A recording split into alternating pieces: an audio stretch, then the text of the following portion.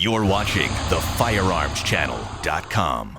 Hi, I'm Max Martin for the Firearms Channel.com here at the Scottsdale Gun Club, a state-of-the-art shooting facility in Scottsdale, Arizona. With me today is Gary Kieft. He's the sales manager for Dillon Precision, a name you know. He is also an active member of USPSA, I-Corps, and SAS. Gary, how are you doing? It's been a great afternoon shooting with you guys today here, Marty. Thank you very much. Gary, we have been shooting the new Shadow revolver by Cobra Pistols out of Salt Lake City, Utah. Tell me about some of the features on that revolver. It's a lightweight, pocket-sized, 15-ounce, 5-shot revolver with a shrouded hammer completely encased in the frame, so it's double action only, which means it's easier to carry concealed, easier to draw because it's got that no-snag feature. What did you think about actually shooting it? What were some of the highlights? What were some of the things that stood out for you when you were shooting? I thought it was a very accurate revolver. We were shooting at 10 feet, shooting 158 grain, fully jacketed ammunition, which was safe for use on an indoor range, and shooting it offhand with two hands, a normal tactical hold. It was very easy to hit with.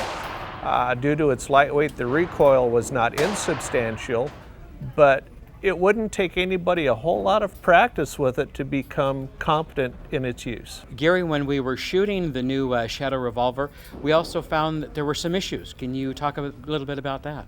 Yeah, the first and most important issue was that it wasn't always reliable.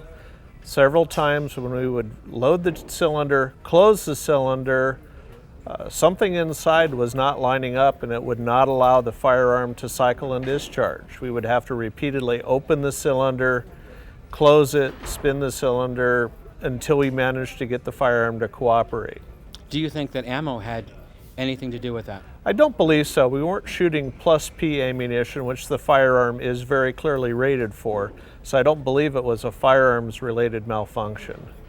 Additionally, there were some problems ejecting. The ejector to get the empties out of the cylinder would work fine without cases in there, but as soon as you had fired rounds in the cylinder, it would balk and you would have to pry them out.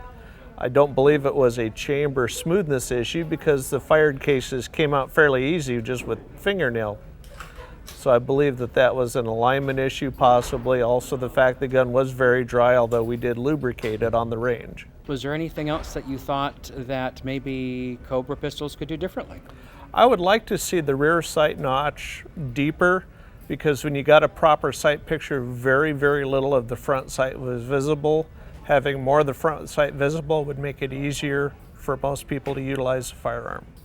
Thank you, Gary Kieft with Dillon Precision for the Firearms Channel.com. I'm Max Martin. Thanks for watching. You're watching the Firearms Channel.com.